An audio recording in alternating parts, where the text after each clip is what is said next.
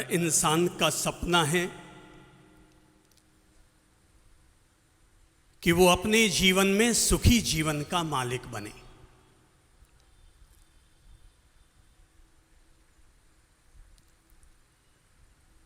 क्या आदमी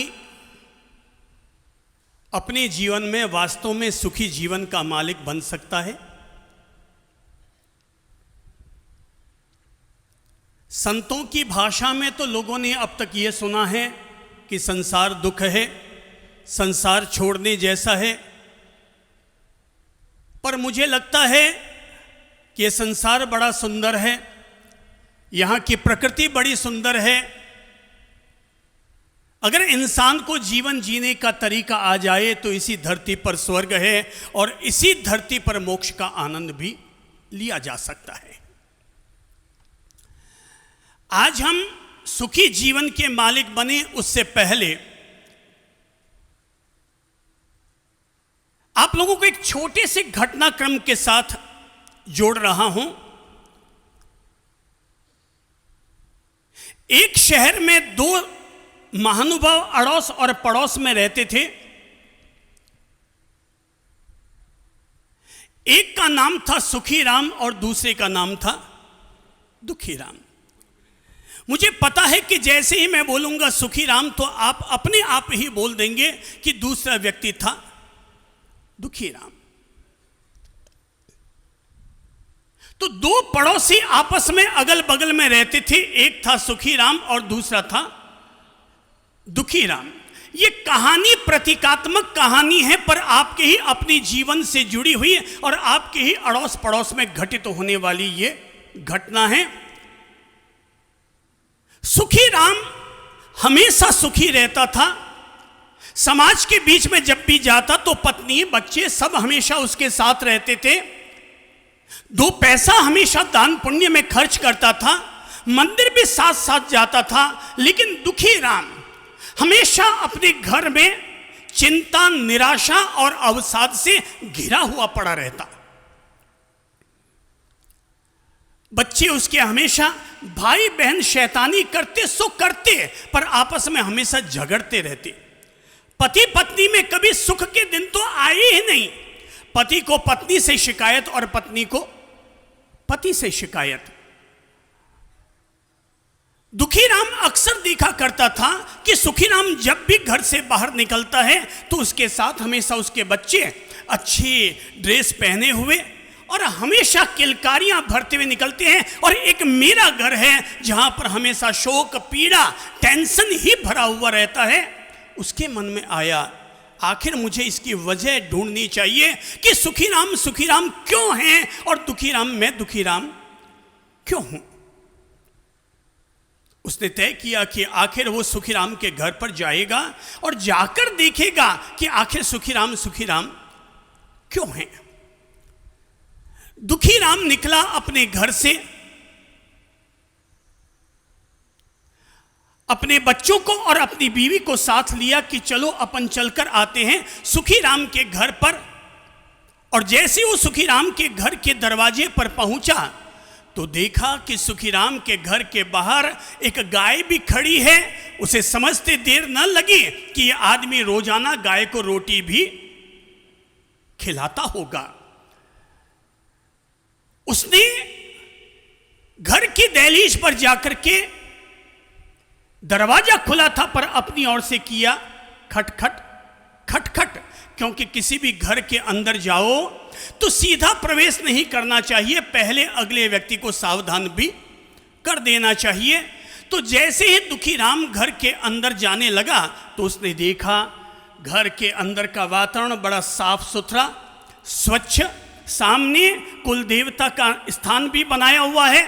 वहां पर 4-5 आसन बिछे हुए हैं, सामने दीपक जला हुआ है। उसको देखकर लग रहा था इस घर के लोग मंदिर में भी बैठते हैं, पूजा और प्रार्थना भी करते हैं, आराधना भी करते हैं, अपने कुल देवता का सम्मान भी करते हैं, उनके नाम का दीपक भी जलाते हैं। ओह, तो इनके सुखीराम होने की पहली वजह ये। उसने जैसे ही खटखट की, खटखट खटखट, आप भी उसका घर खोल लीजिए, हाथ ऊपर उठाइए और कीजिए खटखट खटखट। और जैसे ही उसने किया खटखट खटखट कि अंदर से पति ने अंदर से आवाज दी कि देखो तो बाहर कौन आया है। तो जैसे ही सुना कि बाहर में कौन आया है, तो जैसे ही पत्नी ने बाहर नजर डाली तो पत्नी उस समय घर का झाड़ू लगा रही थी, घर का पोंछा लगा रही थी। और पोंछा लगाते हुए ही उसने पीछे मुड़कर देखा तो पाया कि उसका अपना पड़ोसी दुखी राम आया है। और पत्नी ने अपने पति से कहा, अरे आइए आइए, दौड़ कर आइए, अपने पड़ोसी आए हैं, कहीं कोई उनको मुसीबत तो नहीं हो गई, चलिए उनकी मदद करते हैं, आप दौड़ कर आइए, दुखी राम आया है। पति ने जैसे ही ये सुना कि मेरा अपना पड़ोसी दुखी राम आया है, वो कमरे में से झट से बही खाते का काम कर रहे थे, दौड़कर जैसे ही बाहर आया चूक खा गया। क्योंकि बाहर में जैसे ही कमरे से बाहर निकला, पत्नी क्या कर रही थी? पोंछा लगा रही थी। तो बाल्टी उसके बाहर पड़ी थी।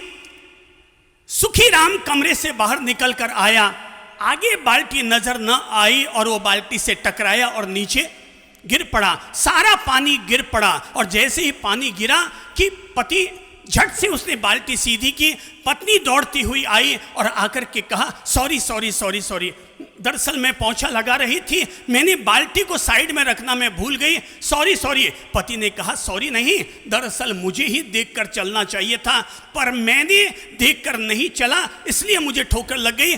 तभी बेटा जो अपनी छोटी बहन को पढ़ा रहा था वो भी दौड़ा हुआ आया और आकर कहने लगा, पापा पापा देखिए कहीं आपके चोट तो नहीं लग गई। और झट से उनके पांव दबाने लगा, पापा कहीं आपके चोट तो नहीं लग गई? बोले नहीं बेटा कहीं कोई चोट नहीं लगी है। और पापा झट से पड़ोसी को लेने के लिए गेट पर गए, पड़ोसी को अपने सामने लेकर आए और पूछा, आओ भाई दुखी राम, किस लिए घर पर आना हुआ? बोले घर पर किस लिए आना हुआ ये तो मैं क्या बताऊं, पर तेरे घर पर आकर के आज मैंने जीवन जीने का तरीका सीख लिया। आज मैंने सीख लिया कि तू सुखी राम क्यों है और मेरे घर वाले दुखी राम क्यों हैं। बोले भाई तुमने क्या सीखा? बोले मैंने सबसे बड़ी पहली बात तो ये सीखी कि तुम्हारे घर में कुल देवताओं की पूजा होती है, भगवान की पूजा होती है। मैंने देखा कि तेरी पत्नी अपने हाथों से झाड़ू लगा रही है, पोंछा लगा रही है, और मेरी पत्नी हमेशा जिद करती है कि काम वाली बाई को बुलाओ तो घर का पोंछा लगेगा। तेरा घर इसलिए इतना चमक रहा है क्योंकि तेरी खुद की घरवाली यहाँ पर सफाई करती है। और मैंने देखा कि तेरा बेटा अपनी छोटी बहन को प्यार से पढ़ा रहा है और मेरा बेटा और बेटी आपस में झगड़ते रहते हैं। और सबसे बड़ी बात तो ये सुखी राम, मैंने ये समझ लिया कि तू इसलिए सुखी राम है क्योंकि घर में अगर एक गलती हुई है, तेरे पांव से पोंछे की बाल्टी गिरी तो तू अपनी पत्नी पर नहीं चिल्लाया, पत्नी ने अपने पति पर नहीं चिल्लाया कि तुम अंधे हो देखते नहीं, पति ने अपनी पत्नी पर शोरगुल नहीं किया कि तू आराम से बाल्टी ढंग से नहीं रख सकती। तूने उल्टा ये कहा कि मैंने गलती की, मुझे देखकर चलना चाहिए था। पत्नी ने कहा कि ओह मुझे बाल्टी साइड में रखनी चाहिए थी।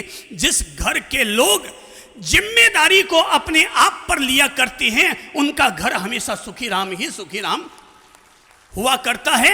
मुझे आज समझ में आ गया कि मैं सुखी राम बन सकता हूं अगर यही वातावरण जो आज तेरे घर में है, अगर यही वातावरण मैं अपने घर में लागू कर दूं तो मेरा घर आज भी क्या हो सकता है?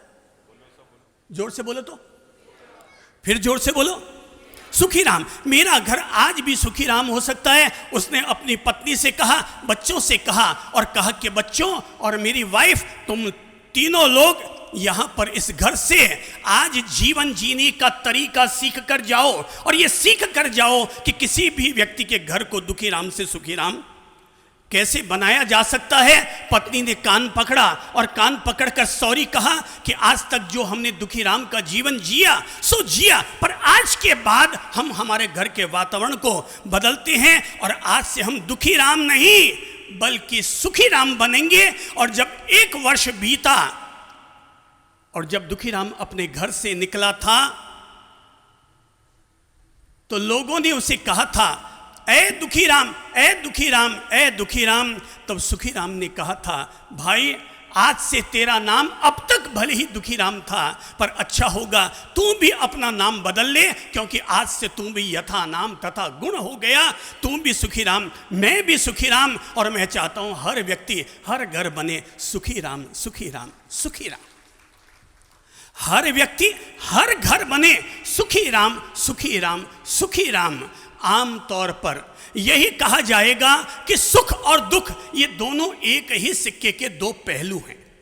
सुख और दुख ये दोनों एक ही सिक्के के दो पहलू हैं। आदमी कभी चित गिरता है और कभी पुट गिरता है। जिन्हें जीना नहीं आता वे कभी चित गिरते हैं और कभी पुट गिरते हैं। पर जिन्होंने अपने आप को सुखी राम बनाने का तरीका समझ लिया, सुख समृद्धि हमेशा घर में बनाए रखने का राज समझ लिया, वे चाहे चित गिरे या पुट, सुखी राम तो हमेशा सुखी राम ही रहता है। वो उसको दुनिया की कोई ताकत उसको दुखी राम बना नहीं सकती। अरे भाग्य के 99 दरवाजे बंद हो जाए तो क्या हुआ? जिन्हें सुखी राम बनना आता है वो अपने लिए कोई न कोई सुख का एक रास्ता तो खोल ही लेते हैं, कोई न कोई एक दरवाजा तो अपने लिए खोल लेते हैं। हाथ में है इंसान के अपने सुखी राम होना। सुख और दुख झूले की तरह है। किसकी तरह है वो? झूले की तरह। अब झूले को याद कीजिए और देखिए झूला कैसे झूलता है। झूला लाओ ना अपने सामने और खुद ही बैठ जाओ झूले पर। अब देखो झूला क्या होता है, हमेशा आगे रहता है या हमेशा पीछे रहता है? क्या रहता है? आगे पीछे, आगे पीछे, आगे पीछे। कभी पीछे वाला आगे, कभी आगे वाला पीछे। सुख और दुख झूले की तरह होते हैं। कभी सुख आगे और कभी दुख आगे, कभी सुख पीछे और कभी दुख पीछे। ये सुख दुख दोनों रहते जिसमें जीवन है वो गांव, कभी धूप और कभी छांव। यहां पर कभी एक चीज आगे आती है और कभी दूसरी चीज आगे आ जाती है। अगर आपके पास सुख ज्यादा है तो गुरूर मत कीजिएगा, क्योंकि सुख का झूला कभी भी पीछे जा सकता है। और दुख है तो चिंता मत कीजिएगा, क्योंकि कभी भी दुख का झूला बदलेगा और सुख के झूले के रूप में आगे आ जाएगा। न गुरूर कीजिए, न चिंता कीजिए, न ही किसी बात को लेकर के अंदर में अहंकार पैदा कीजिए, और न ही किसी बात को लेकर के अंदर में कुंठित बनिए। ये जीवन है, चलता फिरता रहता है। सुख दुख का सिद्धांत हमें यही सिखाता है कि न चिंता करो और न गुरूर करो। जहां हम ये समझ रहे हैं कि सुख दुख एक झूले की तरह है, वहीं सुख दुख का दूसरा सिद्धांत ये समझा देता हूं कि कोई भी व्यक्ति अगर दुखी है तो दुख इसलिए है क्योंकि उसने कभी किसी को दुखी किया है। इसीलिए अतीत में हमारे महान तीर्थंकरों ने, महान ज्ञानियों ने हमें यह समझा दिया था कि सुख सबको प्रिय है, दुख कोई नहीं चाहता।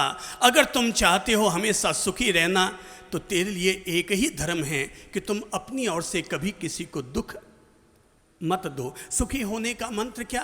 कभी किसी को दुख मत दो। अगर आप किसी को सुख दे सकते हैं तो दो, पर सुख नहीं दे सकते तो कभी किसी को क्या मत करो।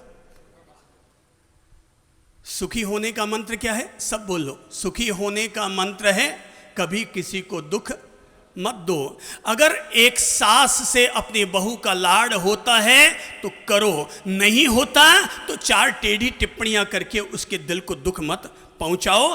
बहू से अगर अपनी सास की सेवा होती है तो करो, पर अगर सास की सेवा नहीं होती तो उनको वृद्धाश्रम का रास्ता भी मत दिखाओ। आपसे अगर आपके पड़ोसी का सम्मान होता है तो करो, उसका सहयोग हो सकता है तो करो, पर सहयोग नहीं हो सकता तो कम से कम उसको तकलीफ तो मत पहुंचाओ। अगर आपको किसी डॉक्टर मुरड़िया की तरह अगर आप किसी के पेट में उसकी कोख भरने का काम कर सकते हैं तो जरूर करो, पर कम से कम तेरा सत्यानाश हो ऐसे बद्दुआ तो अपनी तरफ से मत दो। सुखी होने का सीधा सरल मंत्र है कि तुम कभी किसी को दुख मत दो। हो सके तो दूसरों का दुख अगर दूर कर सकते हो तो जरूर करो। भाई अपने आप को पेंसिल की तरह बनाओ।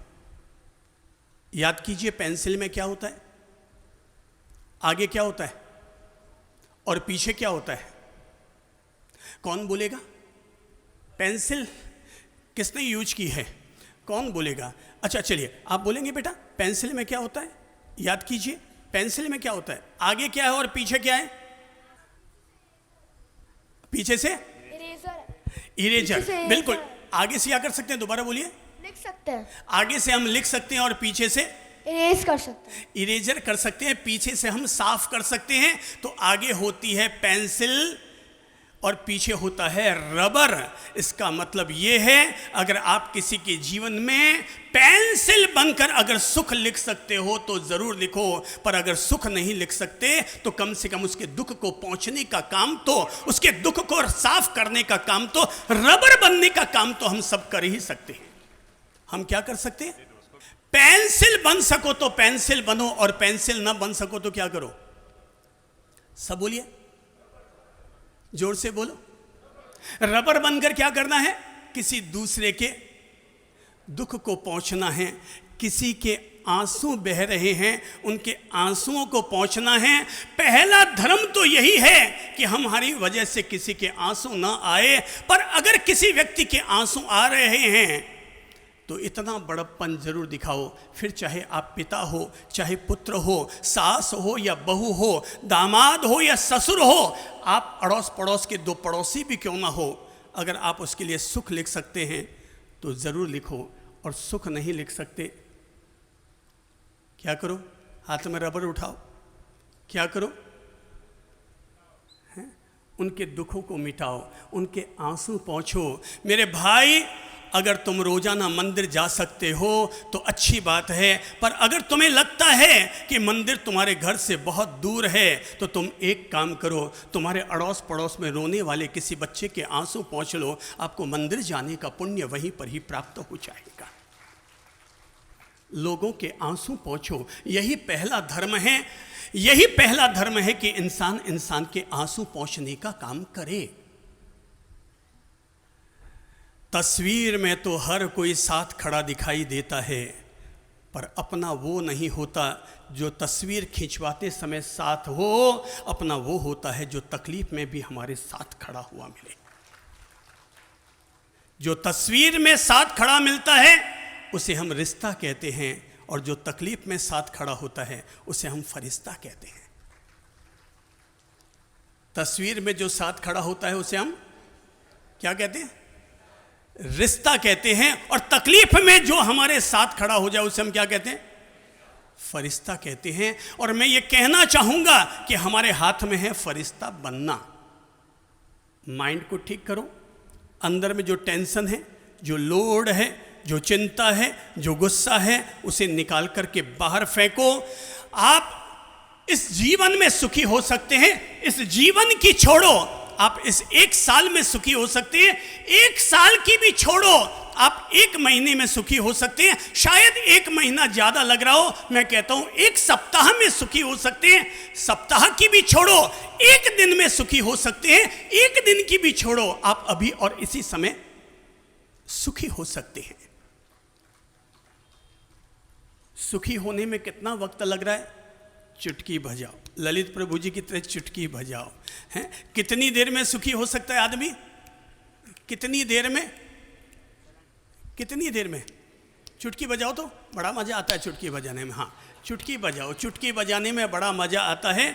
वो चुटकी बजाते हैं और मैं चुटकी चुटकी में जीवन जीने का राज समझा देता हूँ कि कैसे चुटकी चुटकी में ही आदमी अपने जीवन को बदल सकता है। मेरे भाई, चुटकी में कैसे बदल सकता है आदमी?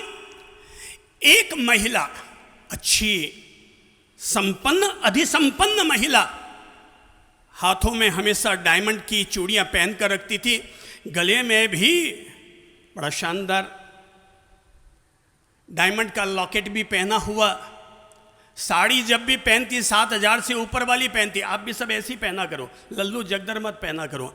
7,000 की साड़ी पहनती थी, डायमंड का सेट पहनती थी, चलने के लिए मर्सिडीज कार भी थी, 3 मंजिल का मकान भी था, मगर हर समय फिर भी क्या रहती थी?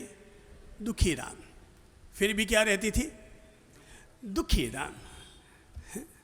मतलब शाम को सोते समय तो उसके मुंह से अक्सर ये गीत निकल ही जाता था कि दिल के अरमां, उसकी जबान से गीत निकल ही जाया करता था कि दिल के अरमां आंसुओं में बह गए। और जब भी देखो टेंशन में, जब भी देखो लोड में, आखिर वो अपने आप से दुखी हो गई। उसने एक नई नई बाई रखी थी काम करने के लिए, और वो बाई झाड़ू पोंछे लगाने के लिए आती, लेकिन वो देखती वो बड़ी मस्तानी बाई, और स्पीड में आती, झट से आती, और मालकिन को कहती मालकिन गुड मॉर्निंग, मालकिन नमस्कार, झट से झाड़ू उठाती और स्पीड में काम करने लग जाती। मस्ती से वो झाड़ू पोंछे लगाना शुरू कर देती, और केवल झाड़ू पोंछे नहीं लगाती, मालकिन से बातें भी करती चली जाती। और मालकिन कैसे हो, मालकिन अच्छी रहा करो, मालकिन मस्त रहा करो। और इतना ही नहीं, झाड़ू लगाते लगाते गीत भी गुनगुनाती थी।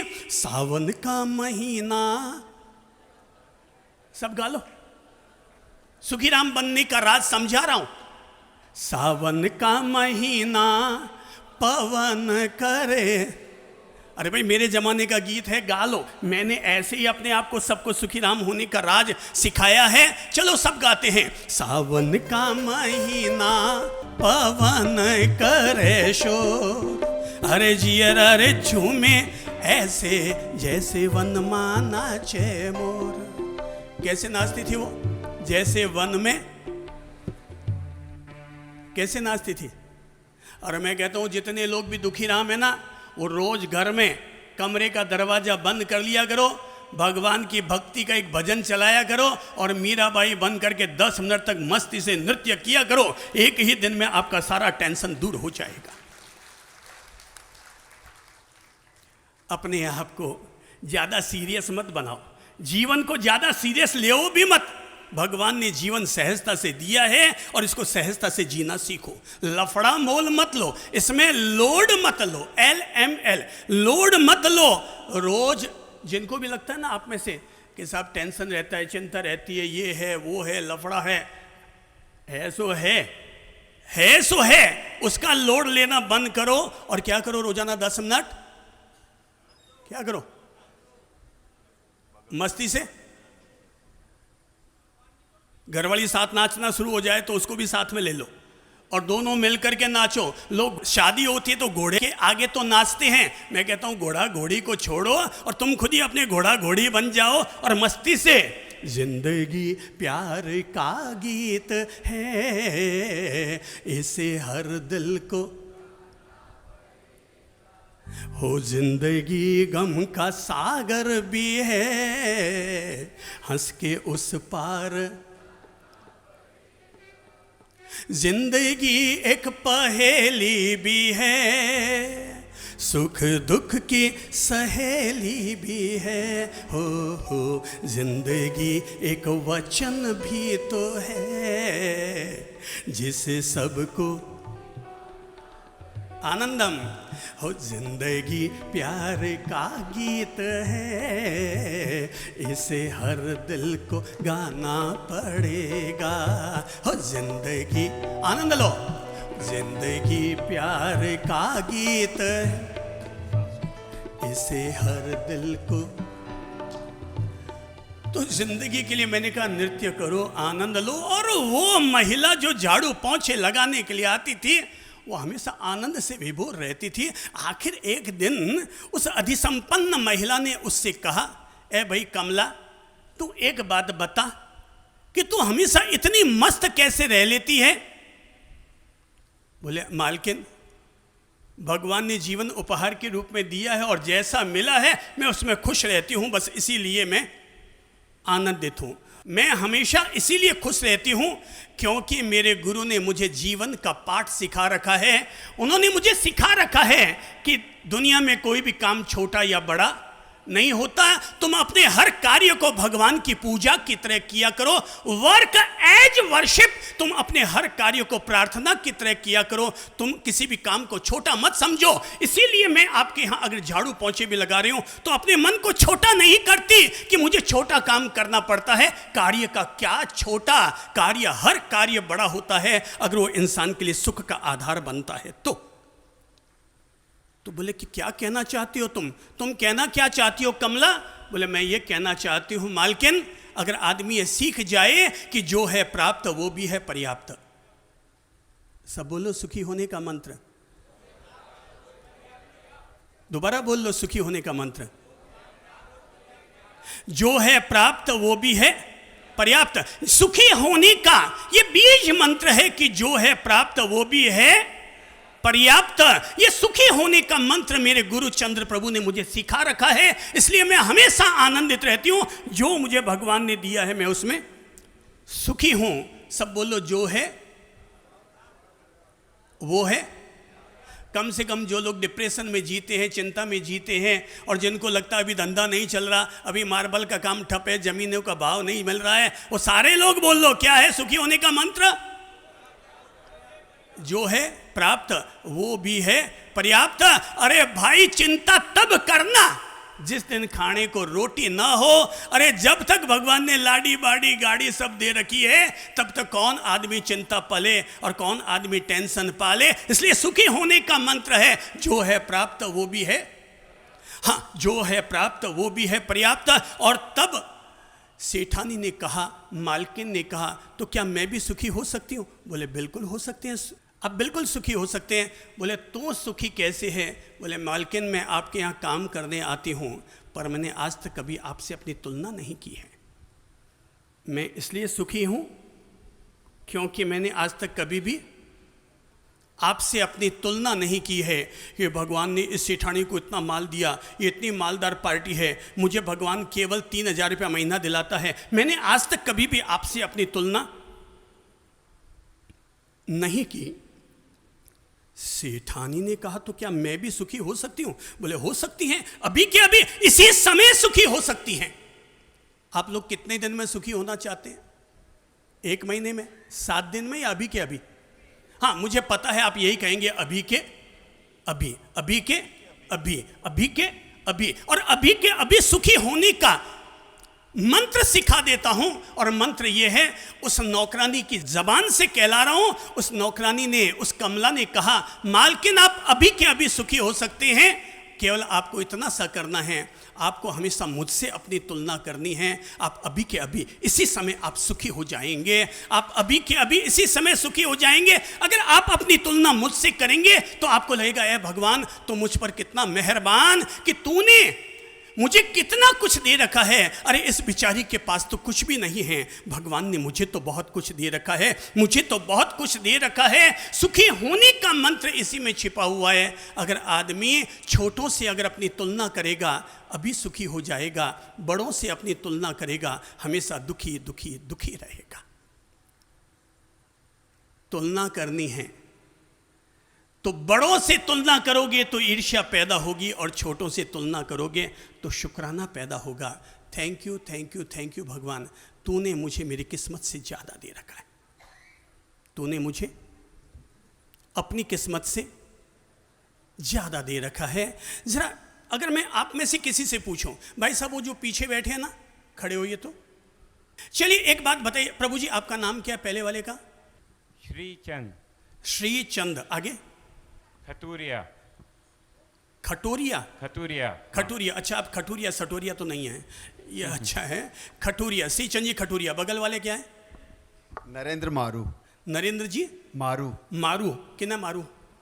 अच्छा ठीक है, नरेंद्र जी मारू। अब जरा मुझे एक बात बताइए, आपकी आज जो भी स्थिति है, जो भी आपकी स्थिति है, अब जरा मैं आपसे पूछूंगा, श्रीचंद जी से पूछूंगा कि आप अपने बगल वाले व्यक्ति का शर्ट देख करके बताइए कि उसका शर्ट ज्यादा टनाटन है कि आपका शर्ट ज्यादा टनाटन है?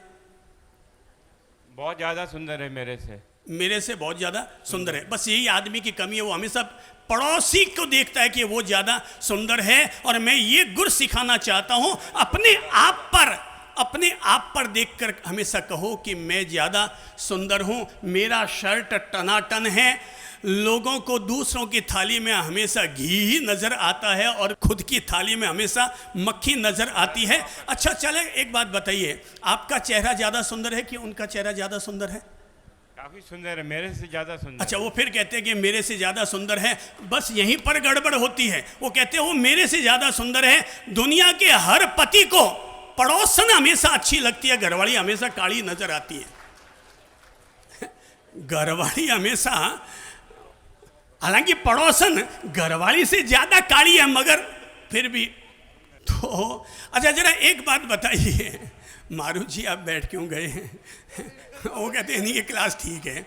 अच्छा चलिए एक बात समझाइए, अब मुझे केवल इतना सा राज समझाइए कि आप अपने जीवन के 25 साल पुराने दिनों को याद कीजिए और आज का दिन याद कीजिए, और अब ज़रा मुझे बताइए कि 25 साल में आपकी प्रगति हुई कि कटौती हुई? प्रगति हुई। अच्छा वेरी गुड। अब ये कहते हैं प्रगति हुई, कितना % प्रगति हुई? ज्यादा तो नहीं हुई, प्रगति हुई है। प्रगति हुई है, मतलब 25 साल पहले थे उससे अपन आगे बढ़े हैं। अपन आगे बढ़ रहे हैं कि पीछे हट रहे हैं? सारे लोग बोलो तो कहाँ थे? चलिए वो वन विभाग के जो संरक्षक आए ना, थोड़ा उन्हीं से पूछ लेते हैं। वो प्रशासनिक अधिकारियों से पूछना जरूरी होता है ना। प्रणाम गुरुदेव। हाँ प्रभु स्वागत है आपका। अब जरा आप बताइए कि 25 साल पहले में और अब में आप में क्या अंतर है? प्रगति हुई कि कटौती हुई? बहुत प्रगति हुई। कितनी प्रगति हुई? Beyond 10 comparison. गुना, 50 गुना, 100 गुना, 1000 गुना? मतलब उसको कैलकुलेट तो नहीं नहीं किया कर है। दो ना, मैं कोई आपके सेल टेस्ट के रेट थोड़ी डाल रहा हूँ जो आप सोच रहे हैं कि भाई नहीं बताना है। हाँ तो पर निश्चित रूप से गुरुदेव जो आशाएं थी उसके अनुरूप प्रगति की है। नहीं, उससे ज्यादा प्रगति की है। उससे जितनी ज्यादा आशाएं प्रगति की है, थी जी। उससे कहीं ज्यादा प्रगति की है। अगर आपको लगता है कि जितनी मेरी उम्मीदें थी उससे मैंने 100 गुना प्रगति की है, मैं 100 गुना और आगे बढ़ा हूं, तो क्या आपका दिल नहीं करता भगवान को 3 बार थैंक यू कहने का? जी गुरुदेव बिल्कुल करता है ना। रोज तो हमेशा शुक्रिया। हमेशा रोज भगवान को 3 बार थैंक यू कहा करो। भगवान thank you thank you thank you, तूने मुझे मेरे भाग्य से ज्यादा दिया है। जी तूने मुझे मेरे भाग्य से ज़्यादा दिया है। और जिस दिन कोई भी व्यक्ति ये सोच लेगा मुझे मेरे भाग्य से ज़्यादा मिला है, क्या आप बताइए कि आप उसी समय सुखीराम नहीं बन जाएंगे? बिल्कुल बिल्कुल। बस यही है आज का मैं मूल पैगाम, ये समझाना चाहूँगा। सुखीराम होना। सिट डाउन प्लीज, सम्मानपूर्वक विराजिए। आप बहुत प्रणाम। अच्छे व्यक्ति हैं, प्रणाम गुरुदेव। पर मैं ये समझाना चाहूँगा सुखीराम होना हर किसी आदमी के हाथ में है। मेरे हाथ में भी है, आपके हाथ में भी है। मैं हमेशा सुखीराम हूँ, मेरे गुरुजन सभी सुखीराम हैं। मेरा मानना है कि हम संत बन गए, पर संत बन गए इसका मतलब ये नहीं कि हम अपना जीवन दुख के साथ जिए। हम संत हैं, पर संत बनने का मतलब ये नहीं कि हम अपने आप को दुखी राम बना करके जिए। हम संत हैं इसका मतलब ये है कि आप एक गृहस्थ में रहकर जितने सुखी हैं, हम उससे 10 गुना ज़्यादा सुखी राम बन करके जिए। और सुखी राम बनना ये हमारे माइंड का फैसला है, ये हमारे दिल का फैसला है, और हम हर हालत में अपने इस फैसले पर अडिग रहते हैं। कोई आए व्यक्ति हमारे सामने हमें अगर अपमान के शब्द कह रहा है, हम फिर भी सुखी राम रहते हैं। क्यों? क्योंकि शांत रहना हमारा फैसला है। कोई व्यक्ति आता है और अगर हम पर गुस्सा करना चाहता है, हम फिर भी मिठास से उसके साथ बोलते हैं, क्योंकि मिठास से बोलना ये हमारा अपना फैसला है। जो व्यक्ति अपने पॉजिटिव फैसलों पर अडिग रहता है वो हमेशा क्या रहता है? सब बोलो तो सुखी राम, सुखी राम, सुखी राम। दुनिया में 7 तरह के सुख कहलाते हैं। है किसी को पता है? हाथ खड़ा करके बताइए, किसी को पता है क्या? 7 सुख के नाम पता है? कौन कौन से हैं? अच्छा, एक व्यक्ति ने हाथ ऊपर उठाया, अभी तक 2 व्यक्ति ने हाथ उठाया, 3 4, मतलब अभी दुख की चेतनाएं ज़्यादा बैठी हैं। चलो अपन सभी लोग 7 सुखों के मालिक बनते हैं। सुख समृद्धि के भंडार केवल 7 दिन में पाए जा सकते हैं। केवल इसी समय आपको सुखी राम होने का फैसला करना पड़ेगा। चलो सभी लोग 7 सुखों के नाम बोल लो। पहले तो नंबर 1, पहला सुख निरोगी काया। सब बोलो, अरे पहाड़ी की तरह रट रट के बोल लो। पहला सुख। अगर आप इन सातों सुखों को अपने दिमाग में रखेंगे और उसके हिसाब से जीवन जिएंगे, मेरा दावा है आपका हर दिन सुखी राम सुखी राम सुखी राम का ही होगा। चलो बोलते हैं, पहला सुख निरोगी काया, दूसरा सुख घर में माया, तीसरा सुख सुलक्षणा नारी, चौथा सुख सुत संस्कारी, पांचवा सुख घर का वासा, छठा सुख मित्र हो पासा, सातवां सुख संतोषी जीवन, ऐसा है तो धन्य है जीवन। हाँ, ये है 7 सुख। पहला सुख निरोगी काया है। पहला सुख क्या है? निरोगी काया। अब हम लोगों ने पहला सुख निरोगी काया को नहीं बनाया है, अब हम पहला सुख जीते हैं। पहला सुख मोबाइल पासा। पहला सुख लोगों ने क्या बना लिया है? मोबाइल हो पासा। अब लोगों ने जिंदगी बदल दी है। मैं कहना चाहूंगा, पहला सुख निरोगी काया। लोग, एक डॉक्टर ने मरीज से कहा कि रोज तुम इतने मरीज रहते हो, इतने बीमार रहते हो, एक काम करो, तुम तो रोज गेम खेला करो। बोले साहब घूमने जाया करो। बोले साहब घूमने मुन्ने वाला काम तो मेरे से नहीं होता। तो बोले क्या करो? बोले डॉक्टर मुरड़िया के पास गए। बोले क्या करना? बोले रोज सुबह घूमने मॉर्निंग वॉक के लिए जाया करो। बोले साहब वो नहीं होता, कुछ और काम बता दो। तो बोले एक काम किया करो, तुम तो रोज गेम खेला करो। क्या खेला करो? गेम। 2 महीने बीत गए, वो रोज गेम खेलता है। 2 महीने के बाद वापस मिले तो वापस वो का वही मोटा मोटा। तो बोले कि पाडा पाडा, जाडा जाडा, लाडा लाडा। तो बोले कि डॉक्टर साहब मेरे शरीर पर तो कोई फर्क ही नहीं आ रहा। डॉक्टर मुरड़िया ने कहा फर्क क्यों नहीं आ रहा भाई? तो गेम नहीं खेलता? बोले साहब रोज गेम खेलता हूं। बोले कितनी देर खेलता है? बोले जब तक बैटरी डिस्चार्ज नहीं हो जाती तब तक। जब तक बैटरी डिस्चार्ज नहीं हो जाती तब तक मैं गेम खेलता रहता हूं। मोबाइल पर गेम खेलोगे तो क्या बनोगे? आप भी मोबाइल पर गेम ज़्यादा खेलते होंगे ना। हाँ, इसलिए आप पाडे पाडे हैं, है ना। वो मोबाइल पर गेम खेलता है। भाई मोबाइल पर गेम खेलोगे तो उसका कोई परिणाम नहीं आएगा, पर मैदान में उतरकर अगर गेम खेलोगे तो क्या होगा? बेटा बोलो तो क्या होगा खड़े होकर के? हाँ, मैदान पर गेम खेलोगे तो क्या होगा? परिणाम आएगा। Very good. बच्चे ने बिल्कुल सही जवाब दिया कि अगर मैदान पर खेलेंगे तो परिणाम आएगा और मोबाइल पर खेलेंगे तो केवल टाइम पास होगा। मेरे भाई बहनों, पहला सुख निरोगी काया। लोग अपना सारा दिन धन कमाने के लिए लगते हैं, पैसा कमाने के लिए लगते हैं। पहले तो पैसा कमाने के चक्कर में स्वास्थ्य खराब करते हैं और फिर स्वास्थ्य को ठीक करने के लिए पैसा खर्च करते हैं।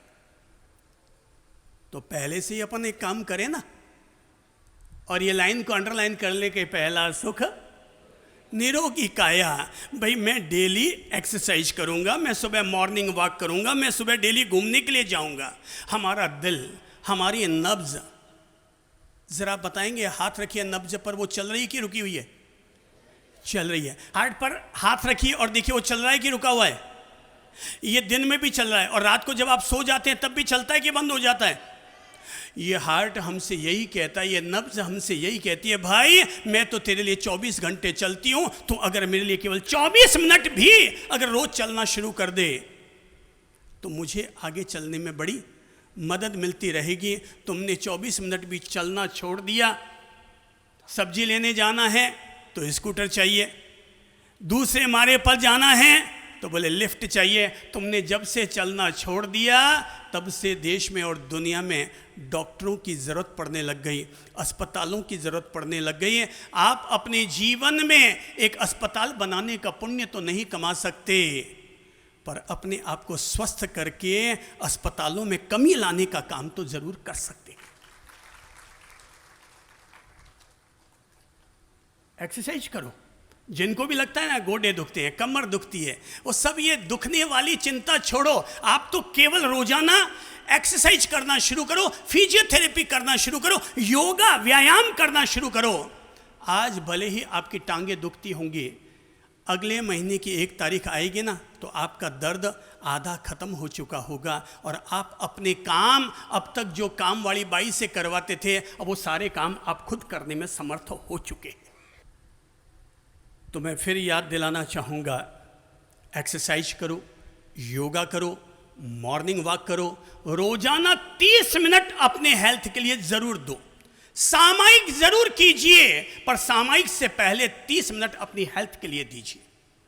I am fit, India fit. I am fit, India hit. अगर आप चाहते हैं, आपको यहाँ कितने लोग हैं जिनको अपने देश से प्यार है? हाथ खड़ा करके बताइए तो। अच्छा, सबको अपने देश से प्यार है। तो अगर आप चाहते हैं कि हमारा देश हिट बने, तो इसके लिए हमें क्या करना पड़ेगा? खुद को फिट करना पड़ेगा। I am fit, India hit. अगर हम अपने आप को स्वस्थ रखेंगे तो ऐसे भारत की कल्पना मत करो जहां पर खूब अस्पतालें हो, बल्कि ऐसे भारत की कल्पना करो जहां का हर इंसान स्वस्थ हो, हर इंसान स्वस्थ हो, हर इंसान स्वच्छ हो, हर मोहल्ला स्वच्छ हो, हर व्यक्ति समृद्ध हो, हर व्यक्ति संस्कारित हो। हमारा भारत कैसा हो? स्वस्थ भारत। सब बोलो, भारत कैसा हो? नंबर 1 स्वस्थ भारत, नंबर 2 स्वच्छ भारत, नंबर 2 स्वच्छ भारत, नंबर 3 समृद्ध भारत, नंबर 3 समृद्ध भारत, और नंबर 4 संस्कारित भारत। नंबर 4 संस्कारित भारत। अगर हम रोज टाउन हॉल मैदान में आप लोगों से मुखातिब हो रहे हैं, हम आने वाले संस्कारित भारत का निर्माण कर रहे हैं। क्या कर रहे हैं हम संस्कारित भारत का निर्माण कर रहे हैं। ऐसा करके हम समाज की, हम अपने तीर्थंकरों की, हम अपने देश की सेवा कर रहे हैं। यह हमारे पूजा करने का अपना तरीका हुआ। तो मैं फिर कहूंगा, पहला सुख निरोगी काया। मन हमेशा बनाकर रखो। मैं हेल्थ पर भी ध्यान दूंगा, मैं किसी तरह की गंदगी भी नहीं करूंगा। अगर आप अपने देश की सेवा करना चाहते हैं तो मैं कहूंगा, देश की सीमा पर जाकर लड़ना तो अपने हाथ में शायद नहीं होगा, पर देश में गंदगी न फैलाना ये तो आपके और हमारे हाथ में है ही, कि हम कहीं भी अपनी ओर से गंदगी नहीं डालेंगे।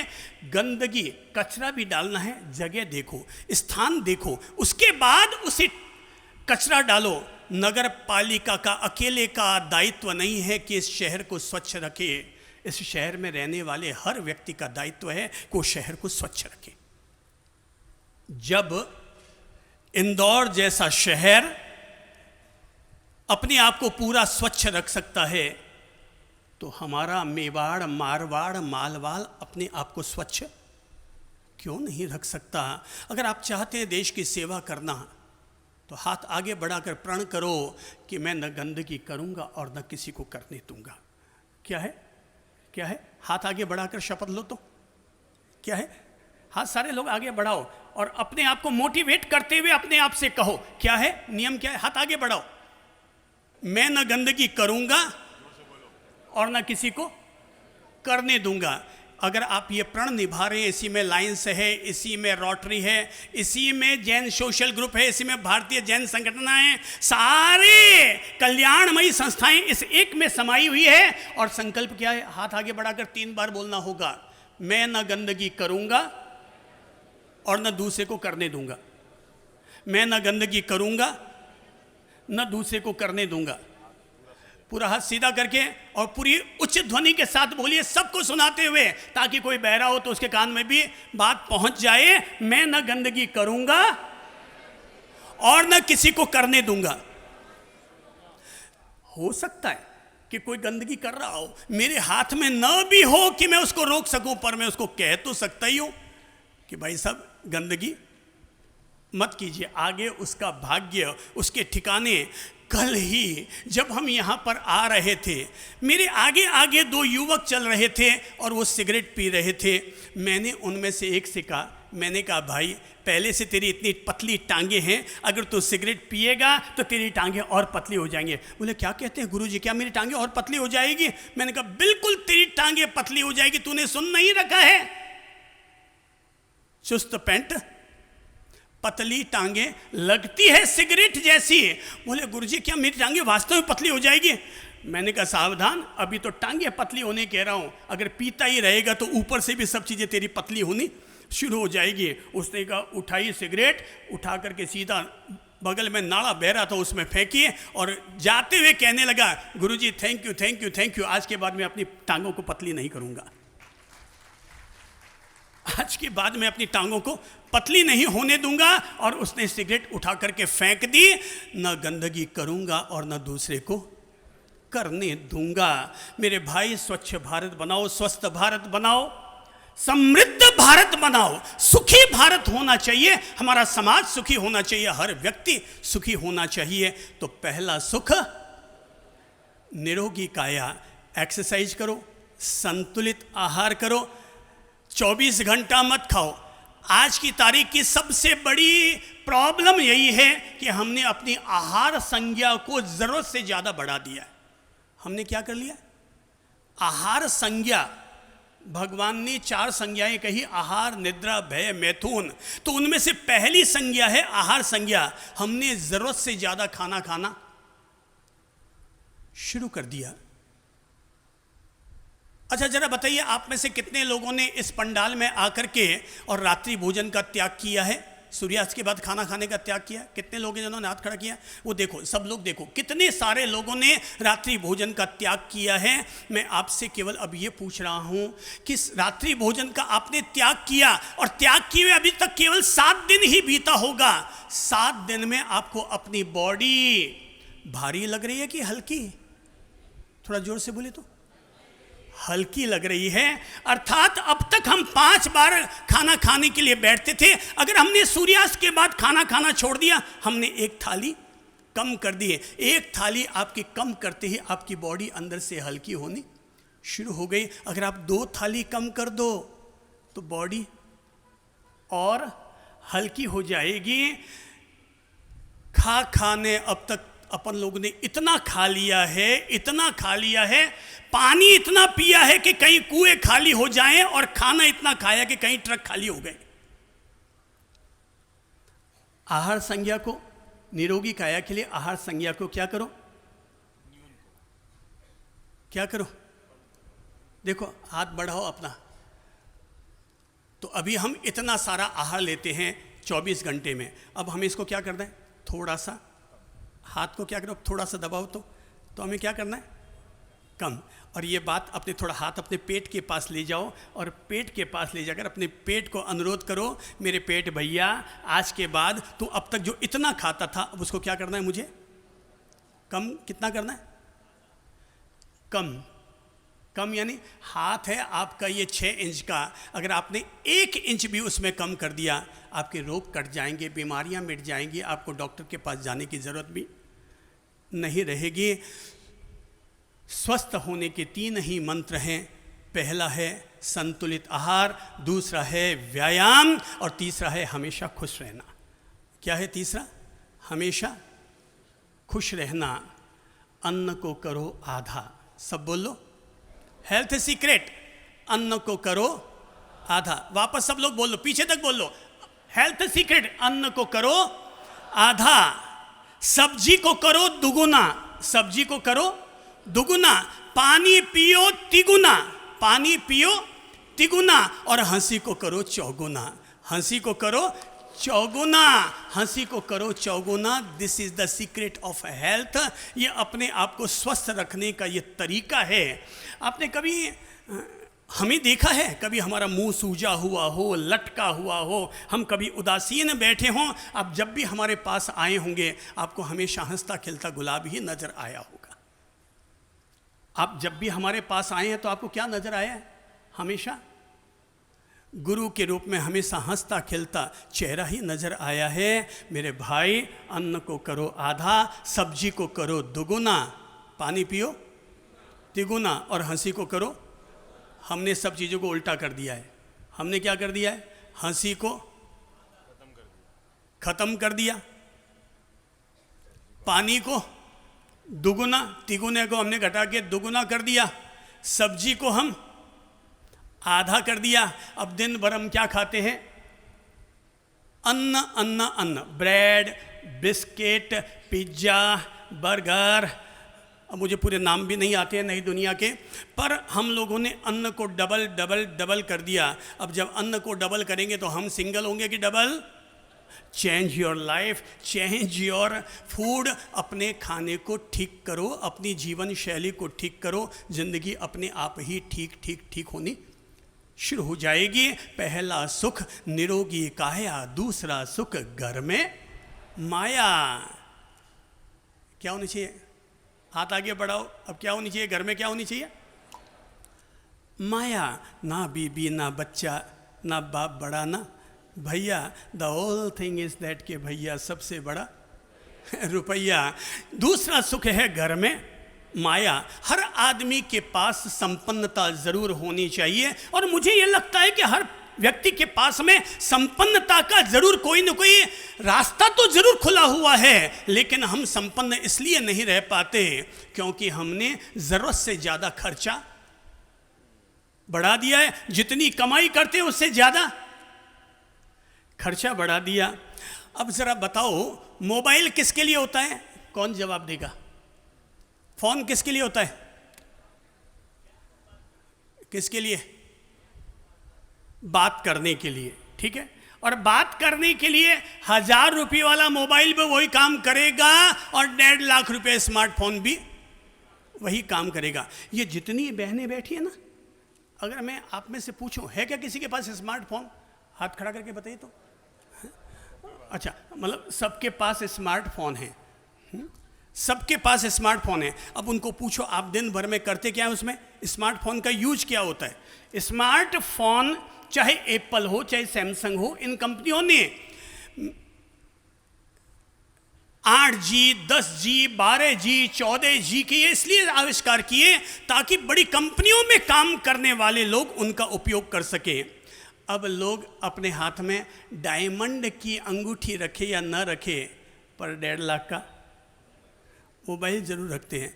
बोले तेरे पास मोबाइल कौन सा है? बोले एप्पल। वो जो एप्पल वाला ना, वो सिंबल दिखाने के लिए लोग यूँ स्पेशल मोबाइल रखते हैं। एप्पल खाते नहीं हैं। एप्पल खाओगे तो फ़ायदा हो जाएगा, पर हम एप्पल क्या करते हैं? दिखाते हैं। तो हम जब एप्पल दिखाते हैं, 1.5 लाख के मोबाइल का उपयोग हम कितना करते हैं?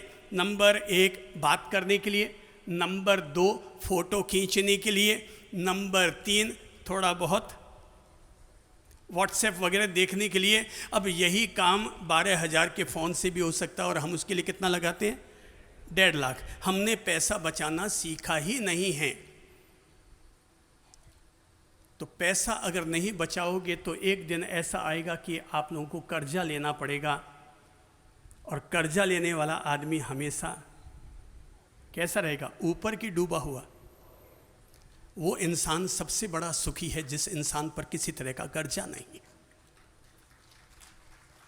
वो इंसान सबसे बड़ा सुखी है जिस पर किसी तरह का कर्जा नहीं है। और जिसने कर्जा ले रखा है, डॉक्टर साहब जरा मुझे बताइए, लोगों को समझाइए कि जो लोग कर्जा लेते हैं वो टेंशन में रहते हैं कि टेंशन फ्री रहते हैं? डॉक्टर साहब बताइए, कर्जे वाला आदमी किस में रहेगा? कर्जा देने वाला और लेने वाला दोनों टेंशन में। वो कहते हैं कर्जा देने वाला और लेने वाला दोनों ही कर्जा देने वाला और कर्जा लेने वाला दोनों ही टेंशन में आ गए। देने वाला ज़्यादा हो जाता है। अब वो कहते हैं कि देने वाला ज़्यादा टेंशन में आता है। वो कहते हैं टेंशन देने वाला ज़्यादा कर्जे में आ जाता है। तो सुखी होने का मंत्र क्या है? न कर्जा दो और न कर्जा लो। कर्जा अगर दे देंगे तो क्या टेंशन होगा प्रभु जी? वापस आएगा नहीं आएगा हाँ, उसका वो कहते हैं इंतजार पहला टेंशन आएगा कि नहीं आएगा, नहीं आएगा। दूसरा टेंशन, और अक्सर झगड़ा हो जाता है। अक्सर झगड़ा हो जाता है। तीसरा नुकसान,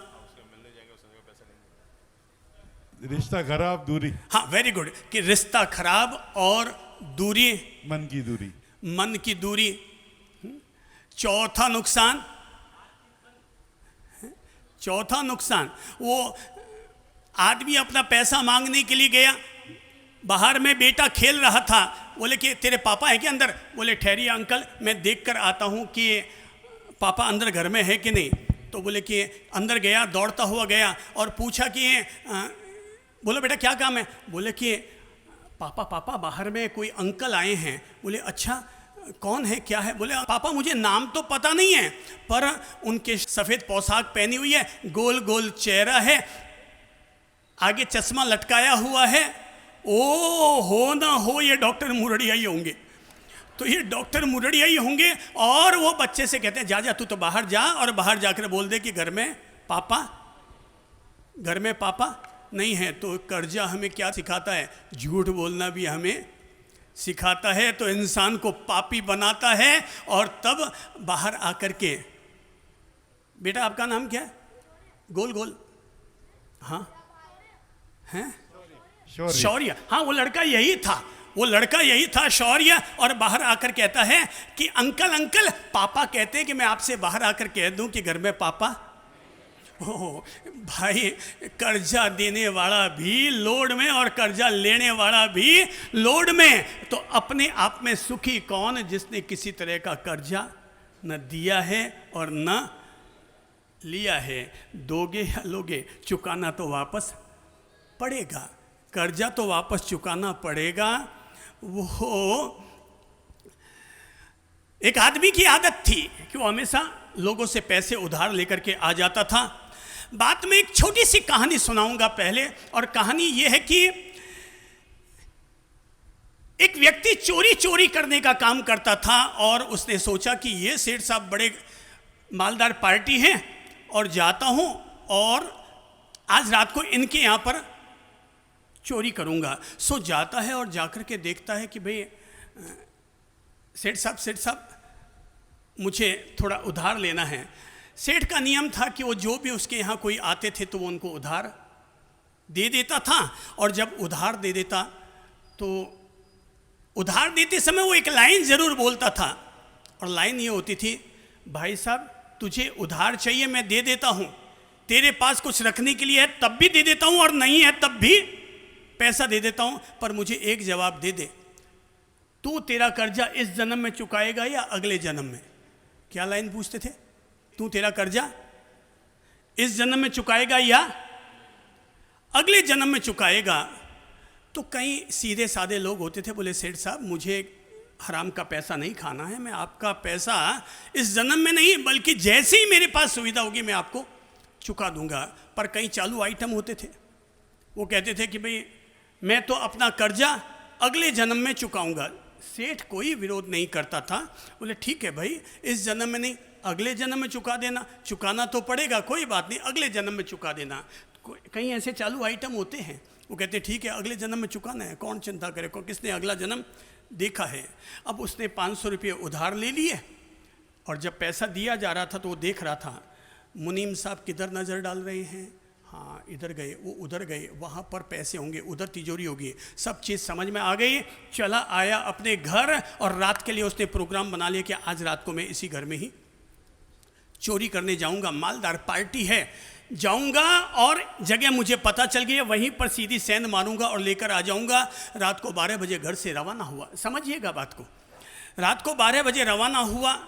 सोचा सामने तो लाइटें जल रही है तो क्या करूं, पिछवाड़े से जाता हूं। अमूमन हर आदमी का घर का पिछवाड़ा हमेशा कमजोरी होता है और उसके घर के पीछे भैंसों का बाड़ा था।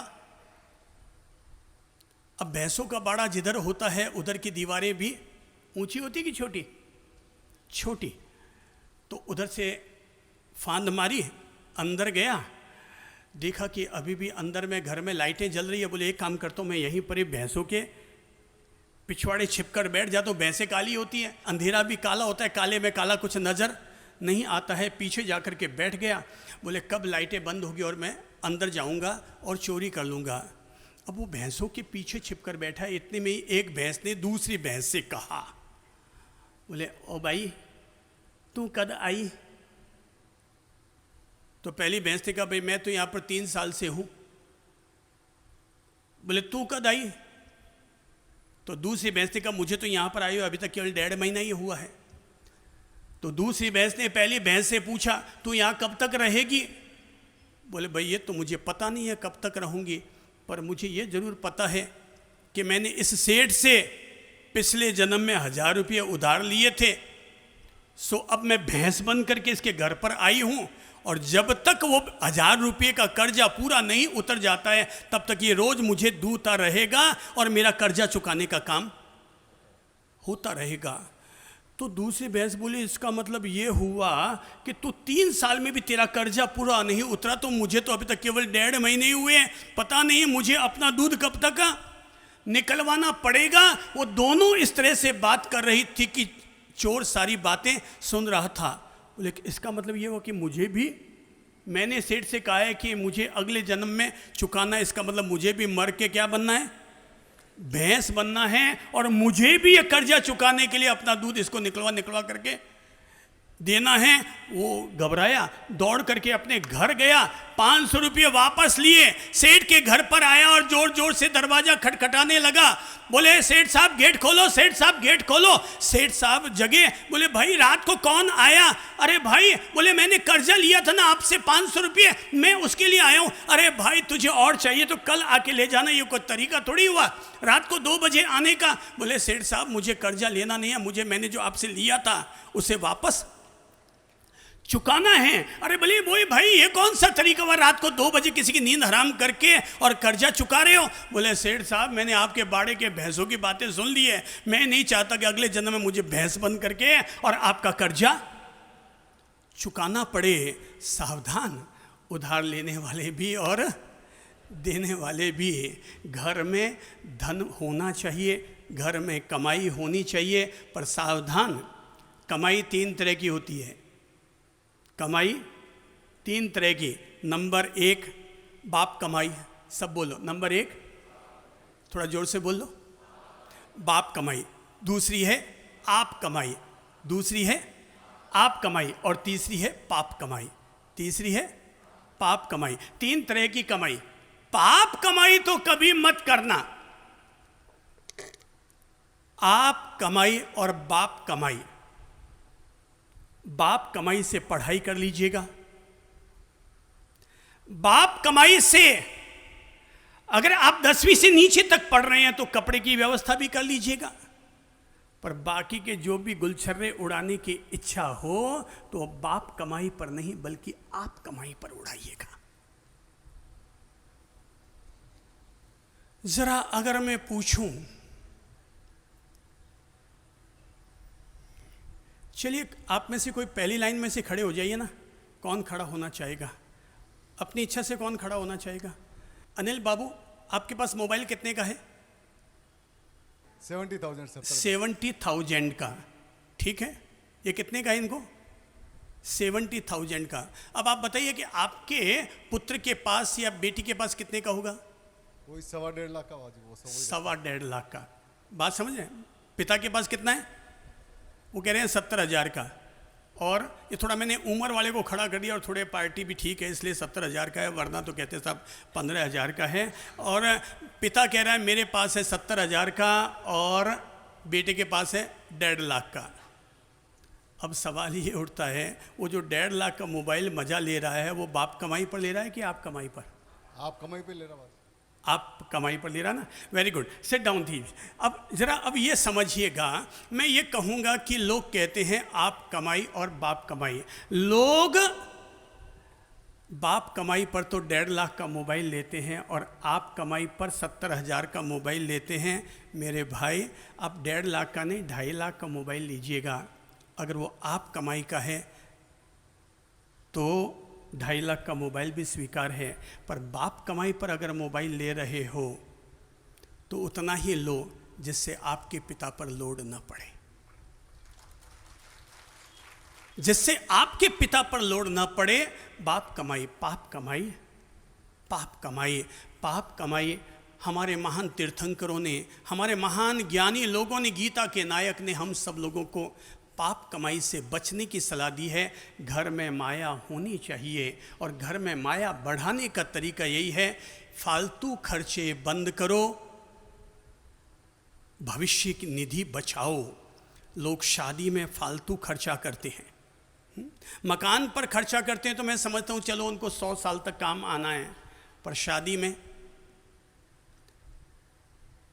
क्या आप मुझे राज प्रभु आप बताइए कि शादी पर कोई व्यक्ति 1 करोड़ का खर्चा कर रहा है, उसका यश कितने दिन का है?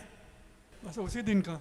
हाँ, वो कहते हैं उसी दिन का। और हमने 1 करोड़ रुपया जो शादी पर खर्चा किया है, 1 दिन में ही उसको हमने ख़त्म कर दिया। और उस 1 करोड़ को कमाने में कितना वक्त लगा? वो तो आदमी पर डिपेंड करता है। जैसे आप ही पर हो तो आप ही पर हो तो आपको 1 करोड़ को कमाने में कितना टाइम लगेगा? काफ़ी समय लगता है। काफ़ी समय का मतलब 1 महीना, 1 साल, कितना? 5 साल समझ 5 साल कम से कम नहीं, अपन 1 साल मान लेते हैं। तो अगर 1 साल या वो कहते हैं 5 साल, 1 करोड़ को कमाने में 1 साल लगा है और हमने उसको ख़त्म कितने दिन में किया? क्या आप ये नहीं समझ सकते हैं कि हम लोगों को फालतू खर्चे बंद कर देने चाहिए? अब जरा सोचो, शादी करनी है लड़का और लड़की को, उसमें बाकी के 2000 लोग इकट्ठा होकर करेंगे क्या? उनकी ज़रूरत क्या है? आप फ़ोन करके कभी मद्रास से बुलाते हैं, बॉम्बे से बुलाते हैं, यहाँ से बुलाते हैं, वहाँ से बुलाते हैं, बैंड वाला पंजाब से बुलाते हैं, नृत्य करने वाला गुजरात से बुलाते हैं, अलग अलग जगह से कैटरिंग वाला हम मारवाड़ से बुलाते हैं, अलग अलग जगह की हम लोग अलग अलग तरीके की चीज़ें खर्च कर रहे हैं। हम सोचो कि हमने हमारी कमाई ख़राब की है, हमने किसी और को ख़राब नहीं किया, हमने अपना पूरा साल ख़राब किया है। हमने उस धन को कमाने के लिए रोज़ 8 घंटे लगाए हैं और साल भर का धन हमारा पूरा का पूरा 8 घंटे का मेहनत हमने 1 दिन में खर्च कर दी। हम अगर अपने व्यर्थ खर्च होने वाले खर्चे पर अगर हम अंकुश लगाते हैं तो घर में माया हमारी बढ़ेगी। कोरोना काल में किसी की शादी हुई है क्या? यहाँ कोई है? कोरोना काल में किसी की शादी हुई? अच्छा, आपके घर में कोरोना काल में शादी हुई, खड़े हुई है तो कोरोना काल में कितने बाराती गए आए? 15 गुरुदेव। कोरोना काल में 15 लोग गए थे। अब जरा बताइए 15 लोगों में शादी हो गई थी कि नहीं? आराम से हुई थी, उसमें भी 10 लोगों को बाहर बैठाना पड़ा। ओहो, वो अच्छा, वो कहते हैं 15 लोग लेकर गए थे हम और 15 लोगों में उनकी शादी हो गई थी। तो ये जो 15 लोग आप लेकर गए थे, तो आपके बेटे और बहू में झगड़ा हुआ था कि इस बात को लेकर केवल 15 लोग ही आए हो? उनके बीच में नहीं हुआ। हाँ, वो तो उल्टे 10 गुने खुश हुए। अरे बेटी वाले तो 1000 गुने ज़्यादा खुश हुए और भगवान से प्रार्थना करने लगे, भगवान ऐसा वक्त हमेशा रहे कि हमारी कन्यादान इतने सस्ते में निपट जाए। बिल्कुल सही बात है। कितना अच्छा हो। लोग अगर त्याग करना चाहते हैं, आप लोगों में से कोई जमी कंद का त्याग करता है, कोई रात्रि भोजन का त्याग करता है, कोई उपवास करता है, मैं कहता हूं अगर त्याग करना ही है तो ये सबसे बड़ा त्याग कीजिए कि जब भी मेरे बेटे की शादी होगी मैं दहेज नहीं लूँगा। अगर त्याग करना है तो ये बड़ा त्याग कीजिए। जी, क्या ये बहुत बड़ा त्याग करवा रहा हूँ? क्या त्याग कहा मैंने? कि मैं अपनी बेटे की शादी होगी तो क्या नहीं लूँगा? दहेज नहीं लूँगा। ये बहुत बड़ा त्याग है। ये बहुत बड़ा त्याग है ये कि मेरे बेटे की शादी होगी तो मैं दहेज नहीं लूँगा। अगर आपने अपनी बहुरानी के पीहर वालों से अगर दहेज नहीं लिया है तो बहू आते समय अपनी किस्मत रेखा अपने साथ लेकर आई है। अगर आपने दहेज नहीं लिया तो उसकी किस्मत आपका साथ देगी और आपका घर पहले जितना अमीर था उससे 4 गुना और ज़्यादा अमीर हो जाएगा। ये त्याग है। ये है कोई आप में से हिम्मत वाला जो ये कह सकता है कि साहब मेरे बच्चे की शादी होगी तो मैं दहेज नहीं लूँगा? हमने एक भी पैसा नहीं लिया था सर। हैं? हमने एक भी पैसा कुछ भी नहीं लिया था। आपने एक भी पैसा नहीं लिया, कुछ भी नहीं लिया। और अगर ऐसा है तो आप क्या सब लोग चाहेंगे इनका समर्थन करना?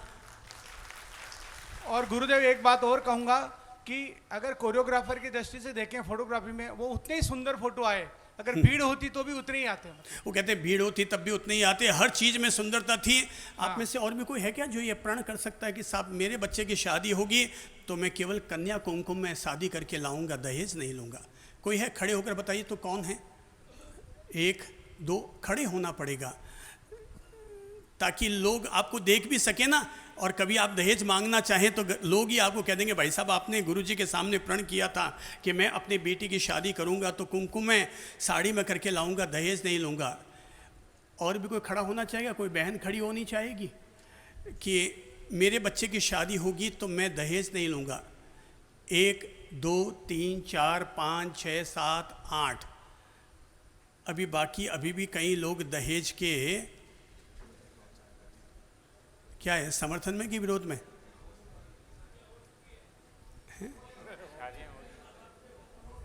वो कहते हैं कई माँ बाप के बच्चों की शादी हो गई। भाई तेरी हो गई, तेरे पोते पोती भी तो आने वाली है ना, पीढ़ी तो अभी तक आने वाली है। समाज में से ये कुरीति हटनी चाहिए। अगले ने बच्ची पैदा की, पढ़ाई लिखाई बड़ी की, MBA पास कराया, शादी की, कन्यादान किया, आपकी ओर से गए हुए 1000 लोगों को खाना भी खिलाया। इतना बड़ा जिसने त्याग किया, क्या हमारा दिल नहीं करता कि हम उसके लिए ये बड़प्पन दिखाएं कि मैं अपनी ओर से दहेज नहीं लूँगा, केवल कन्या कुमकुम के साथ अपने बच्चे की शादी करके लाऊंगा? चलिए वो 8 लोग तो खड़े हो जाओ जो लोग खड़े हुए थे, अच्छी बात है। गीता तो केवल एक व्यक्ति के बीच में ही बन गई। 8 लोगों से भी अगर शुरुआत हो रही है तो मैं समझता हूँ ये 8 ही कभी 80 बनेंगे और ये 80 ही कभी 800 तक पहुँचेंगे। तो सामने खड़े हुए हैं 1 2 3 4 5 6 7 8 9 10 11 लोग अगर खड़े हुए हैं और ये अगर प्रण कर रहे हैं, क्या आप ये प्रण करते हैं कि हम शादी करेंगे अपने बच्चों की तो दहेज नहीं लेंगे? पक्का पक्का पक्का? दाल घोड़ी कच्ची की पक्की? पक्की। वेरी गुड, ताली बजाइए, थैंक यू कहिए, इनको आशीर्वाद दीजिए। परमात्मा के घर से इनको आशीर्वाद मिले और ये आशीर्वाद मिले। कन्या खुद आपको आशीर्वाद देगी, बहू आपको आशीर्वाद देगी। मेरे प्यारे भाई बंधुओं, धन घर में हो माया, और माया को बचाना, माया को सुरक्षित रखना, ये आपके और हमारे हाथ में है। मैं कहूँगा मेहनत करो, घर में केवल बैठे मत रहो। अगर अकेले पति के कमाने से काम न चले तो बहू भी साथ दे, पत्नी भी साथ दे, बच्चे भी साथ दे, हर रूप में घर में माया बढ़े, इसका काम अपनी ओर से जरूर करो। बिना धन के फोगटियों को कोई नहीं पूछता है, सब लोग ध्यान रखिएगा, हैं, फोगटियों को कोई नहीं पूछता है। कमाओ और वापस लगाओ भी। समाज ये नहीं पूछता तुम्हारे पास कितना है, समाज ये पूछता है कि तुमने अपनी ओर से समाज के हितों के लिए वापस कितना लगाया है। किसके पास कितना है कोई नहीं देखता, पर किसने वापस कितना लगाया है वो आदमी जरूर पूछा जाता है। पहला सुख, सब बोलो, पहला सुख। दूसरा सुख घर में माया। किसी भी काम को कभी छोटा मत समझना, ध्यान रखना, किसी भी काम को कभी छोटा मत समझना। मन छोटा होता है, सोच आदमी की छोटी होती है, काम हमेशा अपने लिए पूजा ही होती है। तीसरा सुख सुलक्षणा नारी, सब बोलो, तीसरा सुख। तीसरा सुख सुलक्षणा नारी।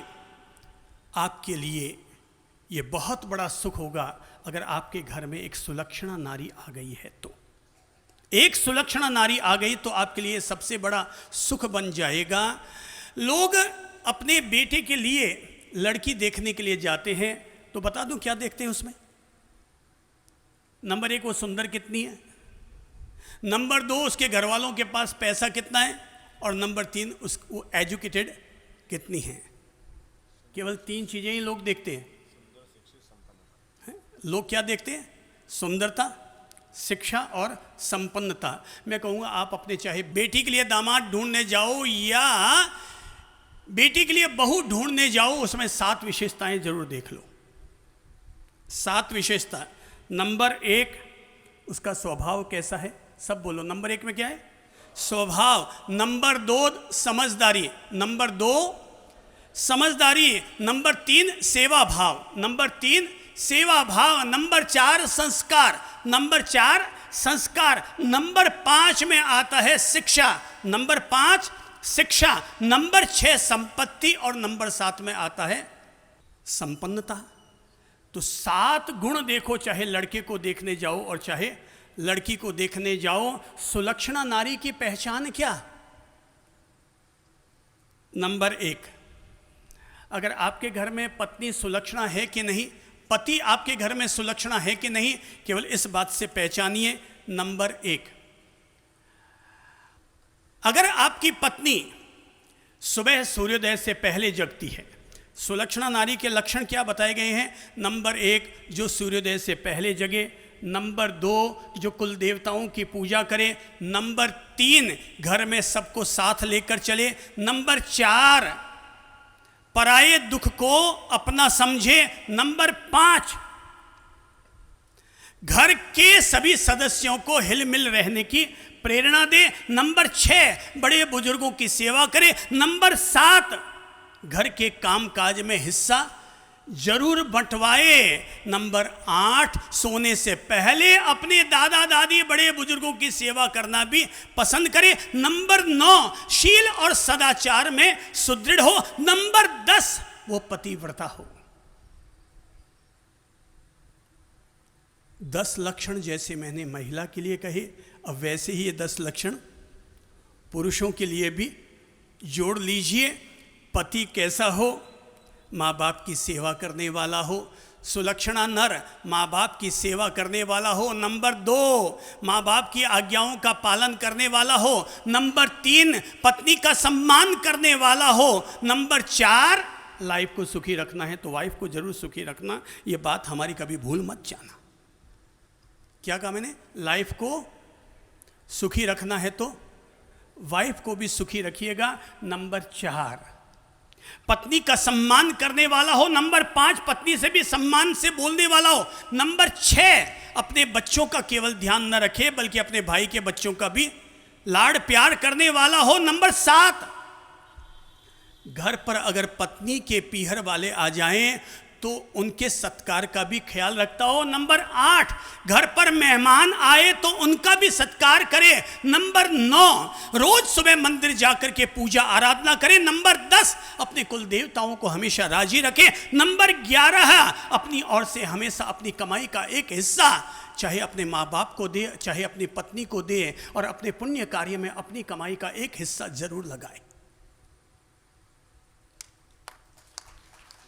सुलक्षणा नर, सुलक्षणा नारी, ये सारे गुण हम अपने आप में ला सकते हैं। ये मत समझना कि इतने सारे गुण कहाँ से आएंगे। ये सारे गुण आ सकते हैं जब हमारे मम्मी पापा और दादा दादी में ये सारे गुण थे, तो ये सारे गुण हम में और आप में क्यों नहीं आ सकते? गुण सारे लाए जा सकते हैं। एक घर की कहानी कह रहा हूं, और घर की कहानी ये है कि एक घर में 6 बच्चे थे, 5 की शादी हो गई और 6ठे की शादी आज रात को ही होकर आई। नई बहू ने घर के सारे हालात देखे और हालात देख करके समझ गई कि इस घर में पूरी टूटन है, सारे कमरे अलग अलग हैं, कोई आपस में बोल नहीं रहा, बतिया नहीं रहा। एक आती है तो दूसरा अपनी पीठ उधर घुमा करके उधर निकल जाती है। वो ये तय कर लेती है कि मैं अपने इस घर की स्थिति पॉजिटिव बना करके ही रहूंगी। सुलक्षणा नारी क्या कर सकती है? उसने अपने पति से रात को बात की और कहा कि मुझे आप आज़ादी दीजिए कि मैं इस घर के माहौल को ठीक कर सकूं। पति ने कहा मैं तो खुद दुखी हूं, मेरे घर का माहौल देखता हूं, मैं खुद दुखी हूं, तुम अगर कुछ कर सकती हो तो कर लो। बहू ने तय किया, सुबह सुबह है 5 बजे उठी, स्नान किया। महिलाओं को सुबह सुबह स्नान कर लेना चाहिए। आप घर गृहस्थी में रहते हैं तो घर गृहस्थी में रहते हैं, इसलिए हर महिला को सुबह उठकर जब तक स्नान न करे तब तक रसोई घर में पाँव नहीं रखना चाहिए, क्योंकि रसोई घर अन्नपूर्णा का मंदिर है और वहाँ पर पाँव रखो तो शुद्ध और स्वच्छ होकर ही अपने पाँव रखो।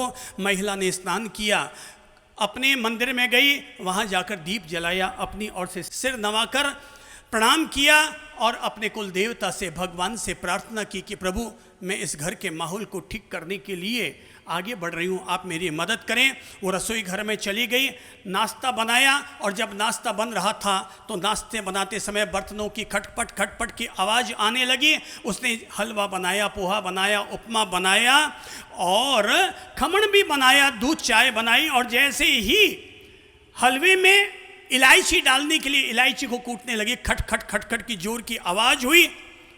सासू माँ की आंख खुली, क्या बात है, रसोई घर में कोई ऊंदरा घुस गया या कोई चूहा घुस गया, खटखट खटखट की आवाज़ कैसे आ रही है। वो उठ करके नीचे आई तो देखा कि नई बहू रसोई घर में काम कर रही है। बोले बेटा ये क्या, बेटा तू ये क्या कर रही है। बोले मम्मी जी नाश्ता बना रही हो। अरे रे बहू रानी है, तू क्या कर रही है, अरे कल तो तेरी शादी हुई है, रात को सुहाग रात मनाई और आज तू रसोई घर में चली आई। बोले मम्मी जी ये तो मेरा दायित्व है। अरे बहू रानी क्या दायित्व है, किसी ने अगर सुन लिया तो हमारा नाक कट जाएगी। बहू क्यों तू ये मुझ पर पाप चढ़ा रही है। बहू ने कहा सासू माँ एक बात बताओ कि सब लोग अभी सुबह जगकर आएंगे, सबको भूख लगी होगी, मुझे आप केवल एक बात बताइए कि भूखों को खाना खिलाना पुण्य की बात है या पाप की बात। क्या कहेंगे आप, क्या है, पुण्य की बात। बोले कि बेटा भूखों को खाना खिलाना तो पुण्य की बात है। तो मम्मी जी सब लोग सुबह जग कर के आएंगे और भूख लगी होगी, नाश्ता करेंगे, मैं पुण्य का कार्य ही कर रही हूँ। बोले बेटा वो तो गैरों को, भूखों को, गरीबों को खाना खिलाना पुण्य की बात है। बोले मम्मी जी खाना खिलाना ही पुण्य की बात है, चाहे गैर को खिलाओ या अपने को खिलाओ, किसी गरीब को खिलाओ या अमीर को खिलाओ, खाना खिलाना ही अन्नदान है और ये सबसे बड़ी पुण्य की बात है। सासू माँ ने जैसे ही ये बात सुनी, अपनों को भी खाना खिलाना पुण्य की बात है, उसने कहा बहू अगर ऐसी बात है कि अपनों को भी खाना खिलाना पुण्य की बात है तो एक काम कर बेटा, अब ये पुण्य तू अकेली नहीं कमाएगी, मैं भी तेरे साथ लगती हूँ, अपन दोनों मिलकर के पुण्य कमाते हैं। दोनों लोग सब साथ में मिल गए, नाश्ता बनाया। अब तक रोज़ केवल 2 आइटम बनते थे, आज बहू ने भी 5 आइटम बनाए, सासू ने भी 2 आइटम बनाए। और जब दोनों बनाने लगी फटाफट तो और ऊपर तक आवाज़ पहुँची तो 5 बहुएं दौड़कर आई और दौड़कर आकर कहने लगे मम्मी जी आप ये क्या काम कर रहे हैं। अरे हम लोग हैं ना, हम लोग कर लेंगे। बोले नहीं बेटा मुझे करने दो, क्योंकि ये पुण्य मुझे कमाना है, मुझे भी लोगों को खाना खिलाना है। और उसने तब बहू की सुलक्षणा नारी, बहू की बात अपनी बाकी की बहुरानियों को समझाया। तो बाकी की बहुरानियों ने कहा मम्मी जी अगर घर वालों को भी खाना खिलाना पुण्य की बात है तो आप दोनों ही क्यों कमाएं, हम भी साथ में लगते हैं और सब लोग साथ में मिलकर के नाश्ता बनाते हैं। आज तो जो नाश्ता बना वो ऐसा नाश्ता बना कि घर वाले जब नाश्ता करने के लिए बैठे तो पूरी टेबल पर श्रीनाथ जी के 56 भोग चढ़े हुए थे। आज तो श्रीनाथ जी के 56 भोग थे, सबने आनंद के साथ नाश्ता किया। घर वालों को बड़ी खुशी हुई कि आज तो पता नहीं आज क्या है, किसी का बर्थडे है क्या नहीं है। और तब पता चला छोटी बहू ने आज सबकी आंखें खोल दी और आंखें खोल कर कहा कि खाना खिलाना पुण्य की बात है, फिर चाहे वो गैर हो या अपने हों। अगले दिन बहू उसने क्या किया, अगले दिन बहू गई और झाड़ू पोंछे लगाने लगी। घर के सारे लोग जब नाश्ता बना रहे थे उसने देखा कि बहू ने तो आज सुबह उठ करके सारे चकाचक घर साफ सुथरा, झाड़ू पोंछे सब लग गए हैं। सासू ने पूछा अरे ये झाड़ू किसने लगाया। बाई ने कहा मम्मी जी आज बहू रानी ने झाड़ू लगाया है, पोंछा लगाया है। सासू ने कहा अरे बहू कल तक रसोई घर में गई, वहाँ तक तो बात समझ में आ गई, पर आज तो बिल्कुल ही झाड़ू पोंछे लगाने लग गई। हमारे घर में तो आज तक किसी भी बहू ने झाड़ू पोंछे लगाई नहीं और तू झाड़ू पोंछे लगाने लग गई, बहू क्यों ये पाप चढ़ाती है। बहू ने कहा मम्मी जी जरा एक बात बताइए कि मंदिर जी में झाड़ू लगाना पुण्य की बात है या पाप की बात। क्या है भाई बहनों, मंदिर जी में झाड़ू लगाना पुण्य की बात क्या पाप की बात। पुण्य की बात। बोले कि मम्मी जी मेरे गुरु जी चंद्र प्रभु और ललित प्रभु जी महाराज ने हम लोगों को हमेशा यही सिखाया है कि अपने घर को भी अपना मंदिर मानो। और मैं जब भी अपने घर में झाड़ू लगाती हूँ तो मुझे ऐसा ही लगता है कि जैसे कि मैं मंदिर में ही झाड़ू लगा रही हूँ, मैं अपने घर का झाड़ू मंदिर का झाड़ू लगा रही हूँ। सासू ने कहा अरे सुलक्षणा बहू तू पता नहीं किस खेत की मूली है, सो तूने इतनी ऊंची सोच है तेरी कि तू अपने घर को भी अपना मंदिर समझती है। अरे बहू तुझे पाकर के हम धन्य हो गए। अगले दिन तो वो पानी भरने के लिए पनघट पर चली गई, पानी भरकर आई और जब घर वालों ने पूछा आज ये सारे कल से पानी से भरे हुए कैसे हैं, किसने भरा, तो बोले नहीं बहू रानी ने भरा। तो बोले बहू फिर तू पाप चढ़ाती है हम पर, कल तक तो बात घर की घर में थी, आज तो वो मार्केट में आ गई, तू ये क्यों पाप कर रही है? उसने कहा मम्मी जी ज़रा एक बात बताइए कि गंगा स्नान कराना पुण्य की बात है या पाप की बात है? बोले बहू गंगा स्नान कराना तो पुण्य की बात है। बोले मम्मी जी सब लोग अभी सुबह जग करके आएंगे, सब लोग स्नान करेंगे, ऐसा करने से मुझे तो गंगा स्नान का ही पुण्य लाभ प्राप्त होगा। सासू उठ खड़ी हुई और बहू को अपने गले लगाया, बहू को गले लगाकर कहा बेटा जिस घर में इतनी अच्छी सुलक्षणा नारी आती है उस घर में लक्ष्मी जी का वासा होता है, उस घर में ठाकुर जी का वासा होता है, उस घर में केसरिया नाथ जी का वासा होता है, उस घर में कभी गरीबी नहीं रहती, वहाँ कभी कोई कमी नहीं रहती, वहाँ हमेशा सुखी जीवन सुखी जीवन सुखी जीवन ही रहता है। सुखी राम अगर बनना है तो सुखी राम बनने का तरीका यही है, पहला सुख निरोगी काया, दूसरा सुख घर में माया, तीसरा सुख सुलक्षणा नारी, चौथा सुख शुद्ध संस्कारी। इस बिंदु पर हम कल बोलेंगे कि अपने बच्चों को संस्कारवान कैसे बनाया जाए, पर चौथा सुख है शुद्ध संस्कारी, अर्थात अपने बच्चों में संस्कार के बीज जरूर बोएं। घर में भले ही न हो कार पर जीवन में जरूर रखो संस्कार। सब बोलो, घर में भले ही न हो कार पर जीवन में जरूर रखो संस्कार। हमेशा याद रखिएगा, घर में अगर बच्चे जिद कर रहे हैं कार के लिए, कार अगर नहीं दिलाओगे तो बच्चे 2 दिन रोएंगे, पर संस्कार नहीं दिलाया तो जिंदगी भर आप रोओगे। कौन रोएगा? आप रोओगे, क्योंकि संस्कार जो हमने आज दिए हैं हमारा वो भविष्य है और कल हमें वही लौट करके मिलना है। पांचवा सुख घर का वासा। पांचवा सुख कौन सा है? घर का वासा। घर कैसा हो? अपना घर हो, किराए का घर ना हो। मैं अगर सार रूप में कहूँ तो मैं इतना सा कहूँगा कि अपना स्वयं का घर हो, पर इतना ज़रूर ध्यान रखना वो घर बड़ भागी है जिस घर में चारों भाई साथ साथ रहते हैं। पर मैं इतना ज़रूर कहूँगा कि अगर किसी कारणवश घर अगर बिखर भी गया है तब भी मैं ये कहूँगा, अगर आपको भाई भाई को अगर अलग भी होना हो तो एक का घर सुखाड़िया सर्कल पर और दूसरे का घर शास्त्री नगर में ना हो, बल्कि जब भी अगर अलग होने का मौका आए तो ऐसा बड़ा प्लॉट लो जिसमें अगल बगल में 2 भाई रहें। अरे भाई हम अलग भले ही हो गए मगर फिर भी हम साथ साथ हैं। माना गंदा पानी पीने के काम नहीं आता, पर आग लग जाए तो बुझाने के काम तो जरूर आता है। वो भाई जिसको आज अपन किसी भी कारण से अलग हो गए, पर मुसीबत में तो वो जरूर हमारा साथ देगा। भाई भाई साथ रहो। प्लॉट छोटा है तो ऊपर नीचे मकान बना लो, पर भाई भाई कभी अलग अलग कॉलोनी में अलग अलग क्षेत्र में मत रहो। हमेशा भगवान से यही दुआ करो हम साथ साथ रहें, भले ही दीवार खड़ी हो जाए पर बीच में एक दरवाज़ा जरूर रहे ताकि इधर से उधर और उधर से इधर आ सके। भाई भाई हो, साथ में खाना खाओ। नहीं खा सकते तो महीने में 1 दिन तो कम से कम साथ में बैठकर खाना खाने का सुख लो। क्या करो? भाई भाई साथ में बैठकर खाना खाने का सुख जरूर लो। देखो भाई, हम तो 2 भाई भाई है ना, हम 3 संत हैं, 3 गुरुजन हैं। महीने में 30 दिन, साल में 365 दिन हम साथ साथ खाते हैं और साथ साथ सोते हैं। मेरा नियम साल में 365 दिन ललित प्रभु जी मेरे लिए रोटी चूरते हैं और मैं साल में 365 दिन उसका आनंद लेता हूँ। कल मैंने खाना खाया तो जो भी आहारचर्या होती है तो ललित प्रभु जी का पहला काम है 4 रोटी ली साथ में और सबको साथ में चूरी। फिर हम लोग आनंद से उसका भोग लगाते हैं। आपको कैसे बताऊं, भाई के हाथ की चूरी हुई रोटी खाने का सुख क्या होता है।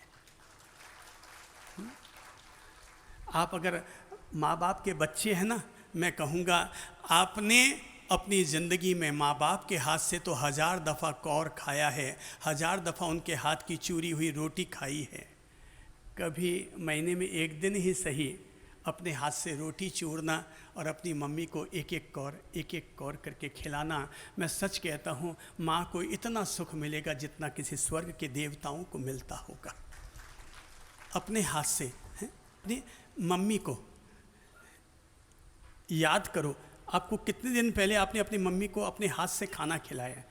याद करो और सोचो कि मैंने अपने हाथ से एक रोटी चूरी और मम्मी को खिलाई थी, मैंने अपने हाथ से रोटी चूरी और पापा को खिलाई। और मैं कहता हूँ महीने में एक दफ़ा ये कर लो। कुछ नहीं कर सकते, रोटी भी नहीं चूरी जा सकती, तो कोई बात नहीं, एक अंगूर ही अपने हाथ में उठा लेना और मम्मी से कहना, मम्मी प्लीज़ मुँह खोलो तो, और अपने हाथ से मम्मी को एक अंगूर खिला देना। वो एक अंगूर मम्मी को इतना सुख दे जाएगा और उनको एहसास होगा अभी भी मेरा बेटा मेरा है, अभी भी मेरा बेटा मेरे साथ है, अभी भी मेरा बेटा मेरा ख्याल रखता है। वो केवल एक अंगूर उन्हें स्वर्ग का सुख दे जाएगा। 5वां सुख घर का वासा, 6ठा सुख मित्र हो पासा। 6ठा सुख मित्र हो पासा। अगर आदमी के अच्छे मित्र हैं तो इंसान का जीवन सुखी है, और गलत मित्र है तो इंसान का जीवन दुखी है। आप केवल इतना सा सोचकर बताइए कि कोई भी व्यक्ति अगर आज गलत आदतों से घिरा हुआ है तो किसकी वजह से है? माँ बाप की वजह से, एजुकेशन की वजह से, कॉलेज की वजह से। वो एकमात्र अगर गलत बना है तो गलत संगत की वजह से, गलत दोस्तों के कारण। इसीलिए मैं कह रहा हूँ, क्या हो? अच्छे मित्र हो हमारे पास। अगर आपके पास 5 मित्र भी भला मित्र तो एक भी भला। अंडरलाइन करो, सब बोलो तो, भला मित्र तो एक भी भला। को 250 इकट्ठा करने की ज़रूरत नहीं है। भला मित्र तो एक भी भला। वो एक मित्र भी हमारा भला कर सकता है अगर अच्छा है तो। समय पूरा हो चुका है, फिर भी आपको एक याद दिलाना चाहूँगा इसी शहर की खास घटना। इसी शहर की घटना, जब हम लोगों ने पिछला यहाँ पर चातुर्मास किया था तो एक सज्जन थे जिनका नाम था श्री मोहन जी नागदा। कोई है जो उनको जानते हैं यहाँ पर? अच्छा, काफ़ी लोग हैं। बहुत अच्छे प्रतिष्ठित चार्टर्ड अकाउंटेंट रहे हैं श्री मोहन जी नागदा। हम लोग जब उनके घर पर गए थे, उनके यहाँ हमारा प्रवचन का कार्यक्रम था, तो मोहन जी नागदा के जब हम घर में पहुँचे तो वहाँ पर हमें एक खास घटना जानने को मिली।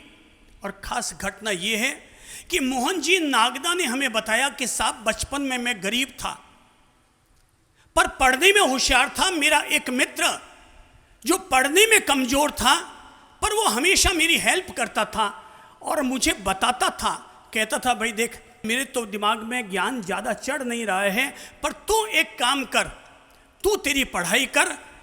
तो बोले, भाई मेरे पास इतने पैसे नहीं हैं कि मैं बड़ी पढ़ाई के पैसे खर्चा उठा सकूं। उसने कहा, कोई बात नहीं, तू तो एक काम कर, तेरे लिए मेहनत मैं करता हूं और तू तेरी पढ़ाई का काम करता चला जा, कमाई का काम मैं करूंगा।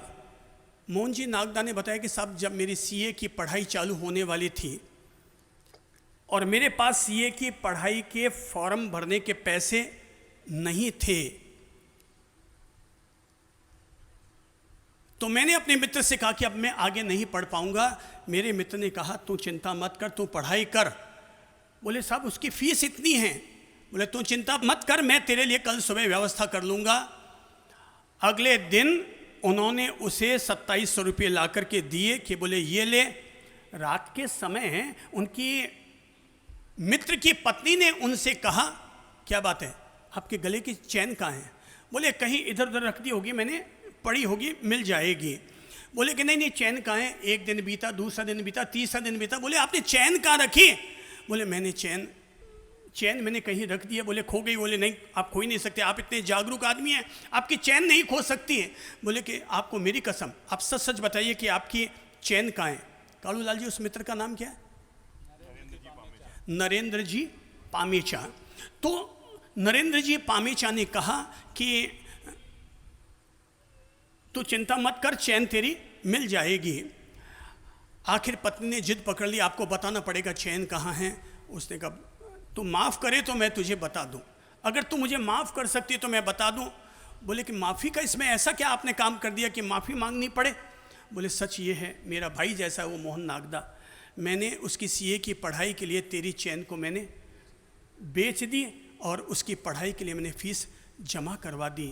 जैसे ही नरेंद्र पामेचा की पत्नी ने ये बात सुनी, उसने अपने पति को गले लगाया और कहा मैं सोच भी नहीं सकती मेरा पति इतना महान हो सकता है जो अपने एक मित्र के लिए अपनी सोने की चैन भी बेच सकता है। अगले दिन मोहन जी नागदा ने बताया कि उसकी पत्नी ने आगे बढ़कर आई और आकर के मुझे अपनी सोने की 4 चूड़ियाँ देते हुए कहा आप आराम से 3 साल तक पढ़ाई कीजिए, ये मेरी भी सोने की चूड़ियाँ आप लेते जाइए, आप आराम से पढ़ाई कीजिए, आप ये मत सोचिएगा कि आपके पीछे कोई करने वाला नहीं है। अरे जिसके साथ नरेंद्र पामेचा जैसा मित्र होता है उस व्यक्ति को कभी कोई तकलीफ नहीं होती। नरेंद्र पामेचा ने उनके लिए अपनी सोने की चैन दी, पत्नी ने सोने की 4 चूड़ियां दी। वक्त बीता, वो नरेंद्र पामेचा जी आसाम चले गए अपना धंधा करने के लिए, पर वहां उनका धंधा नहीं चल पाया। मोहन नागदा सीए हो गई, कमाई करने लग गए, अपनी ऑफिस हो गई। और जब उनको पता चला कि उनके दोस्त की अब कमाई नहीं हो रही है, उन्होंने उसे उदयपुर में बुला लिया।